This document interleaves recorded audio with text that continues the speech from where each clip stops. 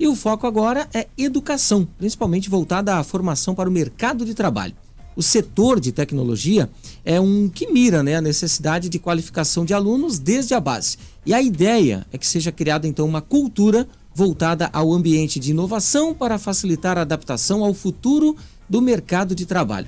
E sobre esse assunto nós estamos recebendo com muito prazer aqui no estúdio da Jovem Pan, na bancada do nosso Jornal da Manhã, secretário de Educação de Joinville, o Diego Calegari, que vai nos explicar um pouquinho como o município está se preparando então para atender a essa necessidade do mercado. Secretário, bom dia, é um prazer tê-lo conosco aqui, seja bem-vindo. Bom dia, é um prazer também estar falando sobre esse tema tão importante para a nossa cidade. Então, secretário, tecnologia na escola, esse é o tema. Eu queria saber do senhor qual é a importância desse tema nas escolas e o que é esperado, no meio educacional, principalmente aqui em Joinville. Bom, esse é um tema fundamental, A tecnologia hoje é parte da nossa vida, é parte da vida dos nossos alunos, e eles precisam estar sendo preparados desde a infância, desde a adolescência para trabalhar, lidar de forma saudável e produtiva com a tecnologia. E é evidente que isso começa lá na escola. A escola é um ambiente que tem que começar a formar esses alunos para esse uso consciente e competente. Então, a rede municipal fez um grande investimento, primeiro na infraestrutura. Não adianta falar que nós vamos educar os alunos para o uso de tecnologia se não tem tecnologia na escola. Então, no programa Somos Digitais foram mais 130 milhões investidos para colocar internet em todas as salas, projetores de alta geração em todas as salas, Chromebooks, kits de robótica, então instrumentalizar as nossas salas maker, que são esses espaços de criatividade. Então a primeira fase foi realmente colocar a estrutura, mas não adianta ter recursos, não adianta ter ferramentas se não tiver o mais importante, que são professores preparados para usar bem e fazer com que os alunos tenham experiências significativas com o uso dessa tecnologia na escola. E a pandemia, inclusive, acelerou muito esse processo, Muito, adaptação. Muito, A pandemia obrigou, na verdade, a educação a mergulhar no mundo da tecnologia, E nós tínhamos muitos professores que até então nem usavam, talvez, computador, notebook, nem usavam a internet, com muita propriedade na sua ação pedagógica e que acabaram sendo forçados, vamos assim dizer, E é claro, agora nós estamos num outro momento, o ensino é presencial, mas ele tem que também ser híbrido, Tem que ter o presencial dialogando com o digital, e eu acho que os nossos professores estão realmente muito preparados e fazendo um trabalho muito positivo e muito eficaz com a tecnologia na escola. O secretário, de acordo com uma pesquisa, feita inclusive pela Google, até 2025, 530 mil vagas na área de tecnologia serão necessárias para todo o país. E a visão da Associação Brasileira de Internet Industrial, o foco tem que ser justamente na capacitação lá na ponta, ou seja, na formação daquele indivíduo. Qual que é a visão do município de Joinville hoje, nesse contexto, nessa necessidade de atender uma carência, por exemplo, de mão de obra? A gente até fala muito aqui nessa questão, seja na indústria, seja no comércio, na carência de mão de obra. Eu sempre digo assim, acho que é muito importante esse debate, porque não adianta a gente chegar lá com um garoto com 16, 17, 18 anos, um aluno ou uma aluna, e falar, agora eu vou te preparar para o mundo da tecnologia. Aí já é tarde, se ele não tem as competências essenciais, o raciocínio lógico, o raciocínio matemático, o raciocínio analítico, a criatividade, o trabalho em equipe, várias habilidades que são demandadas por esse setor, ele não vai conseguir dali fazer um salto e do dia para a noite aprender tudo o que ele precisa. Então, nós estamos trazendo isso para mais cedo, Nós estamos trazendo isso para lá já na infância, lá nas crianças de ensino fundamental. Como? Primeiro na sala de aula, Nós temos ali um trabalho muito eficaz, através dos nossos programas de formação, para que o professor leve a tecnologia como parte do seu fazer pedagógico. Então, através desses equipamentos que eu falei, o professor pode fazer aulas mais criativas, mais interativas, conectar os alunos que estão na sala de aula com o mundo, Então, assim, existe uma série de possibilidades que a tecnologia traz lá na sala de aula. Além disso, nós estamos sempre estruturando e fortalecendo programas extracurriculares para os alunos que querem ir além. Eu quero destacar um deles, que é o Lab Code, que é o nosso programa de formação em programação e robótica. Ou seja, o aluno vai para a escola de manhã ou de tarde e no contraturno ele tem uma aula específica de robótica, de programação, em que ele vai aprender já os fundamentos do pensamento computacional, o desenvolvimento de soluções tecnológicas, a aplicação a problemas reais. Então isso já vai preparando esse aluno uma série de habilidades para, se ele optar ir para um curso técnico, ir para uma área mesmo profissional, ele está muito mais preparado. Essa, inclusive, seria uma das minhas perguntas, viu, secretário? Porque o deputado Antídio Lunelli, né, que é ex-prefeito de Jaraguá do Sul, encaminhou, inclusive, um projeto, né, para que as aulas robóticas sejam incluídas na grade curricular do Estado mesmo. Uhum. Nós temos hoje, né, no município, não temos uma aula específica, temos trabalhado de maneira transversal, mas com o LabCode nós já temos hoje 1.350 alunos sendo formados especificamente num programa de formação em programação e robótica, né? Além de vários outros projetos, o programa Alunos Digitais, que são os alunos que se destacam em tecnologia, então eles vêm como monitores para apoiar os demais alunos e os professores no uso de tecnologia nas escolas. Nós temos os clubes de robótica, nós criamos 21 clubes de robótica, né, que são alunos que eles mesmos vão atrás, fazem os projetos, desenvolvem, criam, né, as suas soluções. A gente tem um programa muito legal que é o Meninas na Tecnologia, em parceria com a UFSC, né, que é para incentivar que as meninas também vão para esse setor, que elas dão show, elas realmente né, demonstram uma competência enorme, e é um setor ainda muito marcado por essa questão de que engenharia, computação é coisa mais para menino. Não, na verdade a gente está mostrando também para as meninas que elas podem, inclusive uma delas, aluna nossa lá da Escola Curte Alvino Mônica, foi para o Ministério de Ciência e Tecnologia, para o Ministério da Educação em Brasília na semana passada, apresentar o projeto dela, ganhador do Meninas da Tecnologia, que é um projeto de tecnologia na agricultura. Então você vê a potência, né, de uma aluna aí de, né, 8º, 9º ano, uma garota aí de 14, 15 anos que já está se destacando, né? Então esses programas todos, eles vão incentivando que esses talentos vão aparecendo e que eles despertem. Olha, a área da tecnologia pode ser uma possibilidade para mim, né? Isso não é só recreativo, não é só para eu me divertir, tem possibilidade. Então nós trabalhamos com eles lá já desde a infância, desde a adolescência, que esse é um mercado muito promissor e que se eles se escolherem ir para esse mercado, com certeza eles terão muita oportunidade. 7h28, para você que ligou o seu rádio agora, a gente está conversando ao vivo aqui na bancada do nosso Jornal da Manhã com o secretário de Educação de Joinville, Diego Calegari, falando um pouquinho, né, sobre a questão da inovação também nas escolas.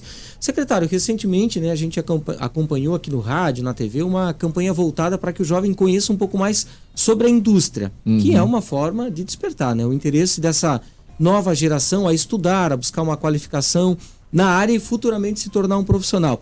Joinville, tem algum projeto ou já está em prática algum estímulo, uma campanha parecida com essa em rádio e TV para que o jovem realmente desperte o interesse por áreas de tecnologia, que é a carência hoje? Estamos discutindo um projeto junto com a Secretaria de Desenvolvimento Econômico também aqui da Prefeitura e alguns parceiros também do setor privado, né, que já trabalham com esse foco para desenvolver algo nessa linha. Ainda não está finalizado o desenho desse programa. Quando a gente tiver, com certeza a gente vai trazer aqui, mas a ideia é justamente essa, é incentivar e não só incentivar, dar oportunidade para esses talentos encontrarem uma formação técnica, uma formação profissional, para chegarem no mercado mais preparados, né? Que eles visualizem isso como possibilidade e tenham oportunidade. Eu sempre digo assim, talento é muito bem distribuído, talento é super democrático, todo mundo tem talento para alguma coisa, para alguma atividade. A oportunidade é que não é, muitas vezes bem distribuída. Então a gente tem que fazer a oportunidade de chegar no talento.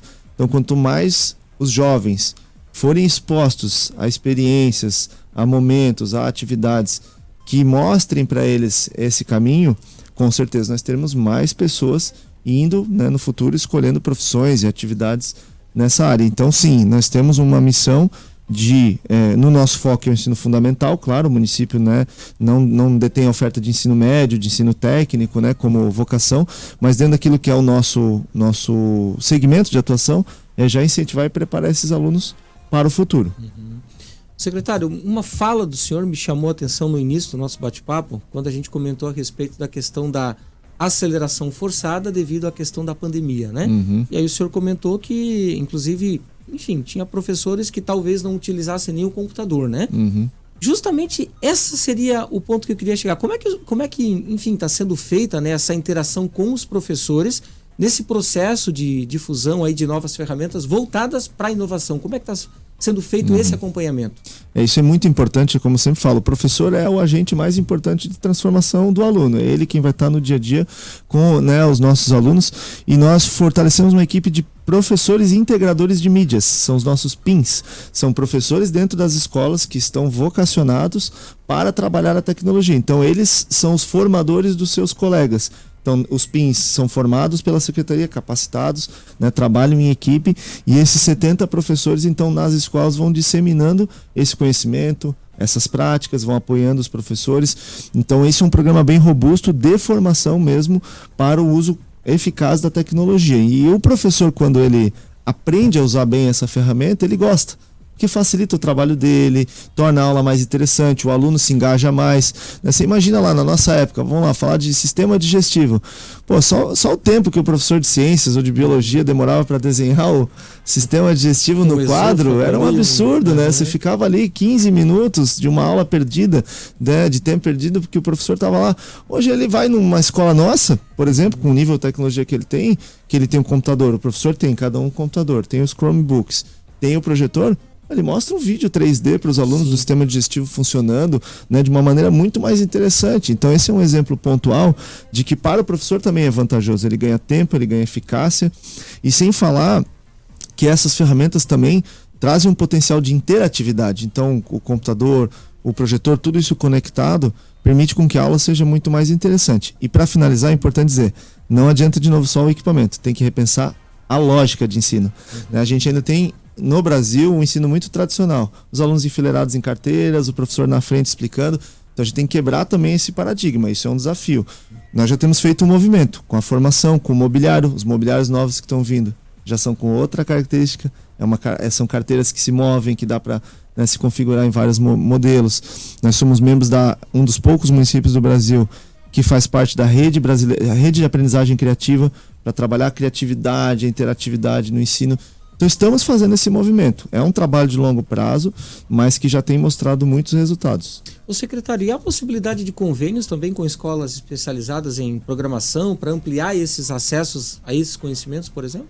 É possível, nós já estamos também estudando os modelos de parceria, né, para ampliar essa oferta para os alunos. Já há algumas parcerias, inclusive com o SESI e Senai, por exemplo. A gente tem o programa Hello, que é um programa que os nossos alunos participam, eles desenvolvem um aplicativo, eles têm um desafio, né, os alunos que se destacam, eles vão para um curso de desenvolvimento de games lá no Senai.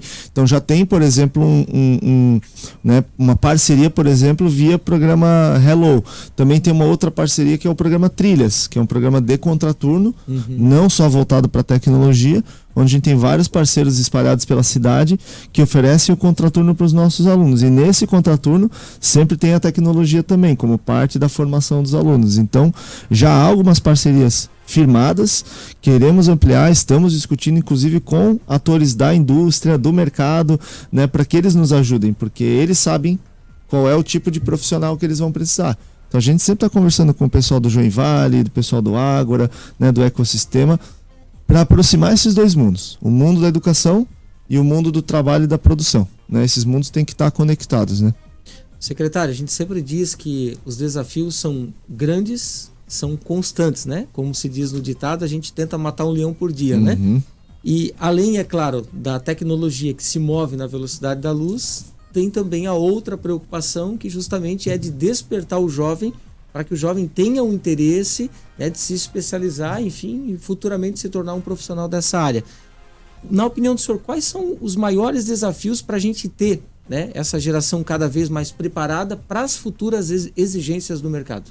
Bom, essa é uma ótima pergunta. Eu acho que, bom, começa que se a gente fala de tecnologia, e claro, a gente não está falando somente de tecnologia, quando a gente fala de futuro de mercado, eles adoram, né? O nosso programa LabCode tem fila de espera, os alunos querem, eles gostam, né?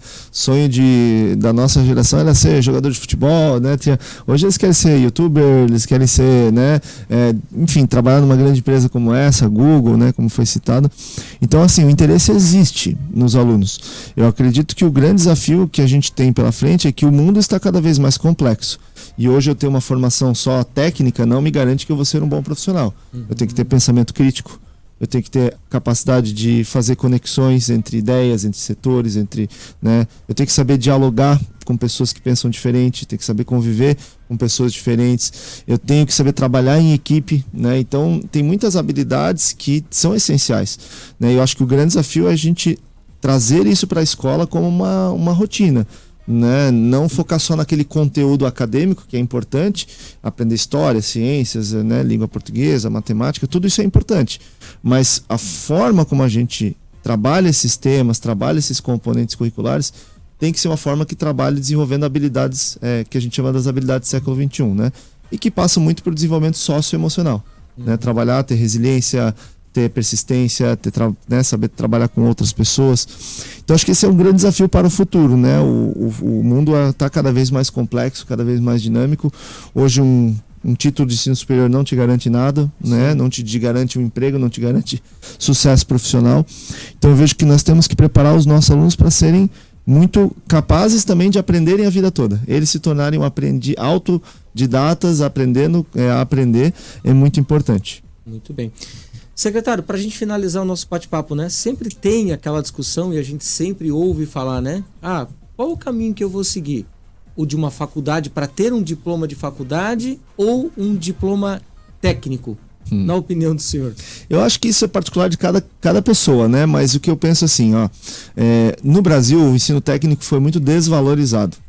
Foi um erro, né, na minha opinião, e aí não estou dizendo um erro atribuído a um governo específico ou a um ente federativo específico, governo federal, estadual, municipal. Mas a verdade é que o ensino técnico ele foi relegado a um segundo plano nessas últimas décadas. E nenhum país do mundo, nem mesmo a Alemanha, nem mesmo países extremamente, né, desenvolvidos, tem toda a sua população formada no ensino superior. Eles têm, né, para cada pessoa, dependendo do seu perfil, dos seus interesses, tem uma parte da população que vai para o ensino técnico, uma parte vai para o ensino superior. Então acho que o que a gente tem que fazer é uma discussão crítica sobre isso, né? Resgatar e fortalecer o ensino técnico, sim. Trabalhar com o ensino técnico dentro de demandas que o mercado está demandando mais, porque esse aluno talvez comece uma carreira técnica, depois ele vai talvez escolher uma faculdade com mais maturidade, já tendo uma renda, que é como acontece em muitos países da Europa, né? Os alunos muitas vezes vão para a faculdade já com 21, né? Já tendo uma experiência prévia, né? 2, 3 anos depois do ensino médio. Então eu penso que tem que ser resgatado. Nós também estamos na rede municipal com um programa muito especial que é o Conhecer-se, que é um programa para os alunos de 9º ano que trabalha justamente orientação profissional. Precisamos fazer um movimento de autoconhecimento, conhecimento do mercado e decisão. Tá, então eu vou para o ensino técnico porque eu quero aprender isso tem a ver comigo, eu gosto desse tipo de atividade. Então é importante fazer esse movimento antes. Porque senão a gente chega no final do ensino médio, no 3º ano e o que eu vou fazer da vida agora? Como muitos de nós nos vimos lá nos últimos dias do ensino médio começando a ter que tomar uma decisão sem ter a menor ideia. Então eu acho que a gente tem que aumentar o conhecimento dos nossos alunos sobre si mesmos e sobre o que existe lá fora para que eles tomem boas decisões. E a gente, enquanto poder público, apoie eles nessas decisões com educação de alta qualidade, que é o que a gente busca fazer na rede municipal de ensino. Secretário, muito obrigado pelo nosso bate-papo. É sempre um prazer tê-lo conosco aqui na Jovem Pan. Sucesso cada vez mais aí nessa pasta. Muito obrigado. E obrigado pela oportunidade de compartilhar um pouco do que nós estamos fazendo.